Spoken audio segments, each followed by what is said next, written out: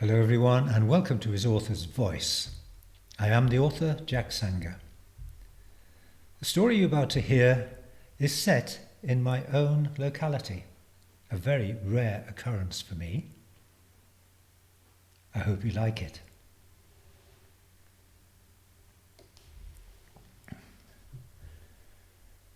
The Woman on the Train. It was the unlikeliest of circumstances that found me in a small fortified town in the Pyrenees. My Sunday plane trip had been diverted because of a sudden Mediterranean storm from Montpellier to Perpignan.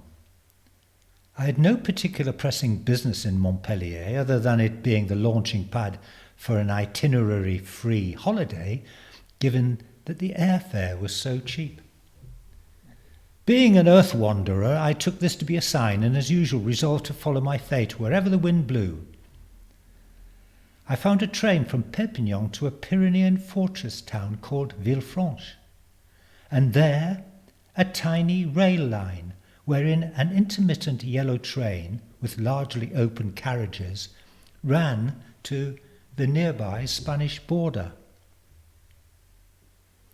I waited as the train girded its loins for the journey.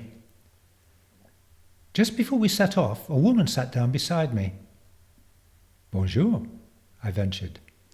"Good day, Rudolph," she replied quietly in English with the faintest of French intonations. It was a shock. How did she know me? On top of that, only my parents ever used my full name. Everyone calls me Rudy. I did not ask her, though. I just nodded, my face impassive. I waited, my curiosity on full alert. Her profile revealed middle-aged, strong, handsome Mediterranean features with a pronounced Roman nose and full, unadorned lips. Her hair was long and in ringlets. Thus introduced, we chatted as the train began its climb into the mountains. She was going to a tiny walled village called Montlouis, on the line. A very old friend, a modern-day Cathar, would be there, briefly. They'd arranged a meeting. I didn't know what she meant by Cathar. I looked puzzled. She then recounted the history of the Cathar sect in the 12th and 13th centuries. I now only have the vaguest memory of what was a long, detailed and impassioned monologue. I discovered so much more in the years that followed. Anyway, I never took in the majestic ride up through the mountains, one of the world's great scenic routes, according to the travel books.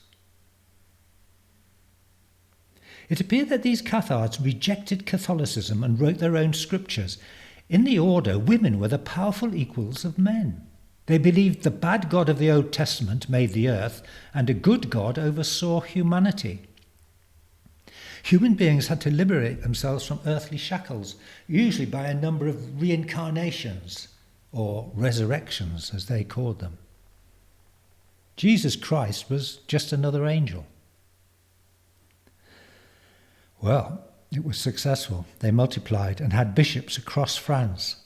They were very advanced in social care, setting up schools for children of the poor, particularly girls.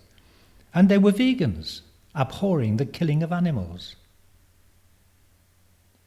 Eventually, deemed heretical, they were wiped out by Catholic armies, which included a terrible massacre of 20,000 followers in Béziers, a town a bit north of Villefranche. I was never shocked by what Christianity had done to so-called heretics. It had happened throughout history. However, taken as a whole, I found much of her story of the Cathars surprisingly modern and appealing. I'm driven by the spiritual side of me. I'm a searcher. I've always believed the great answer to the nature of existence lies hidden out there. I take every opportunity to visit other worldly activity. Ashrams, shamans, witches, gurus, magi. But the highlight of her narrative concerned herself. She said she'd been reincarnated many times. As far as I could gather, this was because she was one of the chosen ones to keep the flame of the Cathari alive, for one day it would return and become the dominant religion in the world. All the while she spoke, she stared ahead, her eyes closed. The words spilled out of her in perfect order, as if she were reading a prepared script.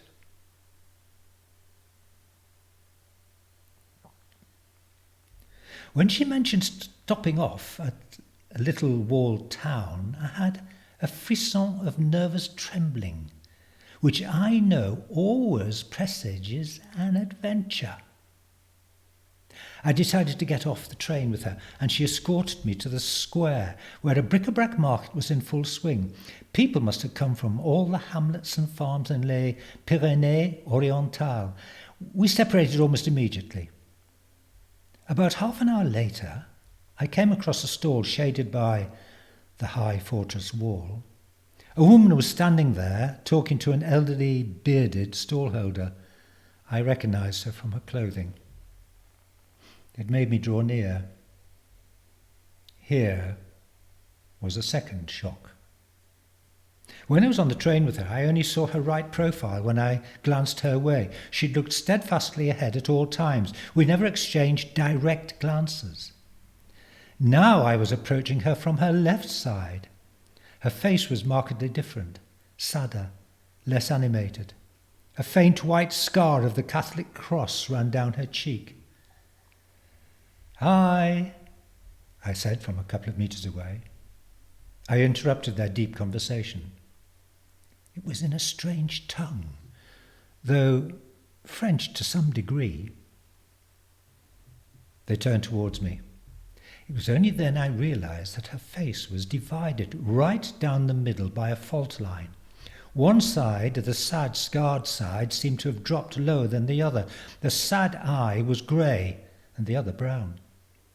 There was a subtle difference in skin colouring. The sad side was paler, less pigmented, like almost identical twins having half their features merged together. "Hello again," she said, not acknowledging my no doubt ill-mannered stare. "This is Xavier." "I'm Rudy," I said. We nodded to each other. Then she added belatedly, "And I'm Blanche. I never introduced myself on the train." After a couple of smiles and odd comments, I turned to the stuff on his stall and let them continue their intense communion. What caught my eye was a rough clay figurine, perhaps a foot high. It was of a naked woman, her arms in front of her, holding something unrecognisable as though offering a gift. Very primitive, but crudely arresting.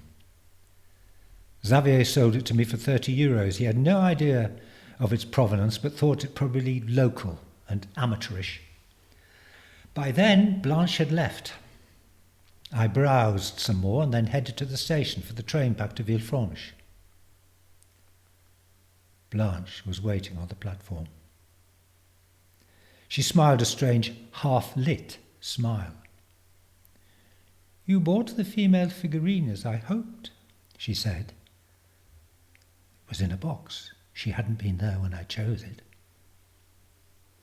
It looked intriguing. "It is, Rudolph."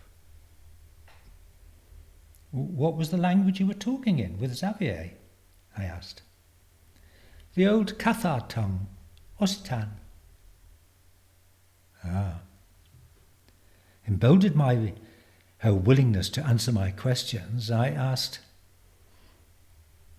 "The scar on your cheek?" "I was a baby in the Béziers massacre. They branded us in the name of their Lord. I carry the mark through all resurrections, Rudolph, together with my 2 half faces, one for sorrow, one for future joy. I am thus recognised. Xavier found me like this as a child and knew me instantly. He has been my guide this time round." "Why did you choose me?" I had to ask. There'd been nothing chance about this encounter. "All is written," she said seriously. I could hear the train approaching. Her cryptic reply was like the remark of a Zen master to a novice.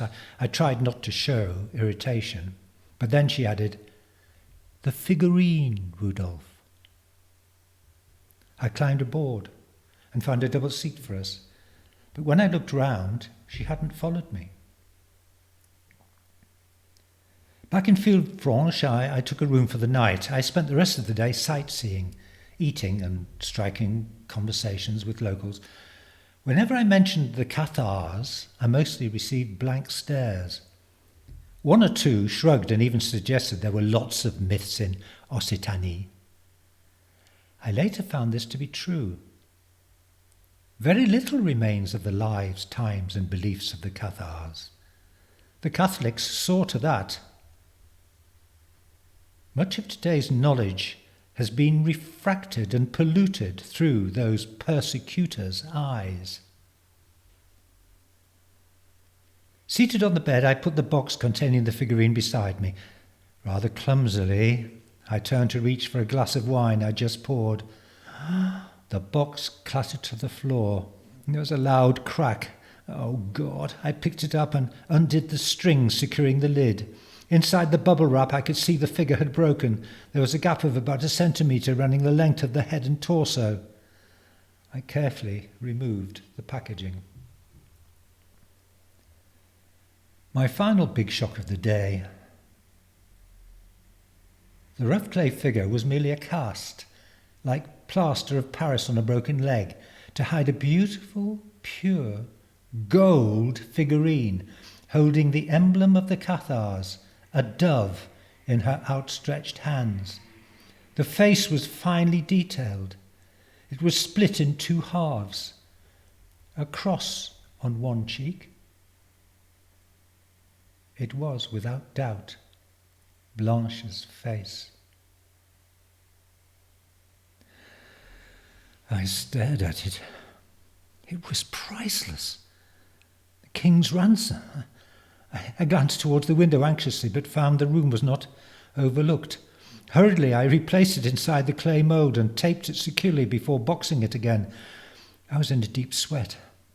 I sat back, sipping the wine. I was overpowered by the feeling that my life was no longer my own. The phrase, "all is written," echoed around my head.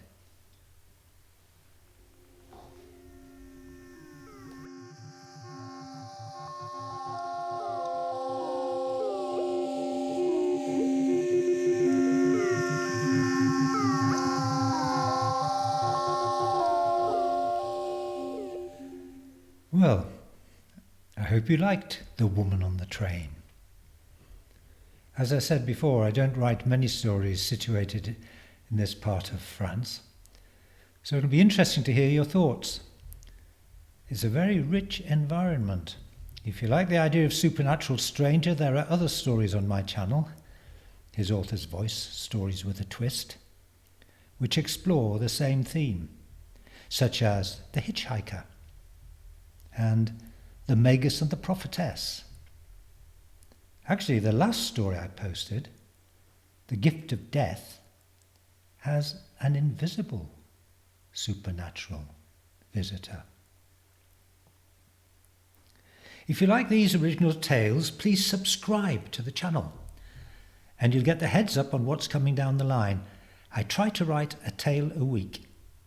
If you want to read my work rather than listen, then go to www.jacksanger.com and there you can download novels, plays, short stories and poetry. It's free unless you wish to donate. So that's it for now. Until next time, stay healthy. Bye-bye.